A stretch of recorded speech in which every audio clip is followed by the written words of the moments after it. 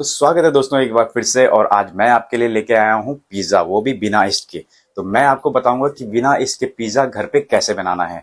बहुत ही आसान है, वो भी पैन पे पिज़्ज़ा बनाना है। ऐसा नहीं कि आपके लिए ओवन चाहिए, नहीं चाहिए, पैन पे हम पिज़्ज़ा बनाएंगे। तो चलिए शुरू करते हैं।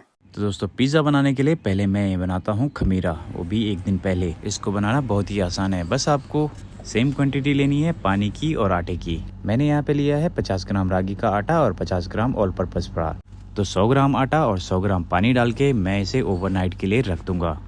आप चाहें तो आटे की लाइन को मार्क करके रख सकते हैं, ताकि आपको पता चल जाए अगले दिन कि ये आटा इम्प्रूव हुआ है या फिर ये बड़ा है या नहीं। जैसे कि आप यहाँ पे देख सकते हैं मेरा आटा इम्प्रूव हुआ है और ये लाइन से ऊपर है।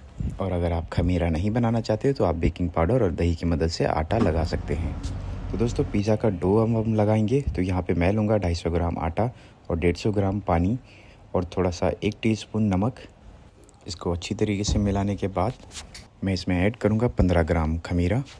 खमीरे को आटे के साथ गूंदने के बाद हम कम से कम इसे 1 घंटे तक फ्रिज में रखेंगे और बाकी उसे निकालने के बाद 3 घंटे हम बाहर रखेंगे।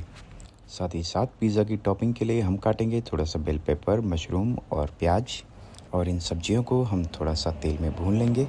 इनमें आप ऐड कर सकते हैं थोड़ा सा ओरिगानो और थोड़ा सा सॉल्ट। और अब बारी है इसे फाइनल टच देने की। मैं लेता हूँ 2 पैन।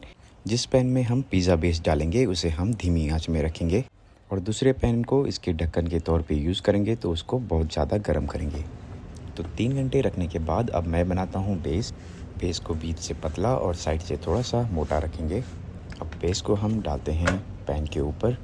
इसके बाद तुरंत ही इसके ऊपर टोमेटो सॉस लगाएं। टोमेटो सॉस की रेसिपी मैं आपको वीडियो की डिस्क्रिप्शन में दे दूँगा नीचे। सॉस को भी इसके ऊपर लगाने के बाद अब हम इसमें ऐड करेंगे सौते की हुई सब्जियाँ और इसके ऊपर ऐड करेंगे बहुत सारी मोज़रेला चीज़।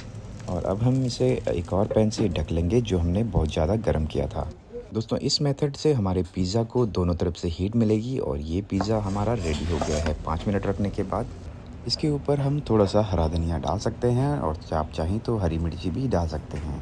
अब हम पिज़्ज़ा को काटेंगे और इसे मज़े से खाएंगे। तो दोस्तों आप भी इसे ट्राई कर सकते हैं। उम्मीद करता हूँ आपको ये वीडियो जरूर पसंद आई होगी। तो चैनल को लाइक, शेयर और सब्सक्राइब जरूर करें। मिलते हैं अगली वीडियो में।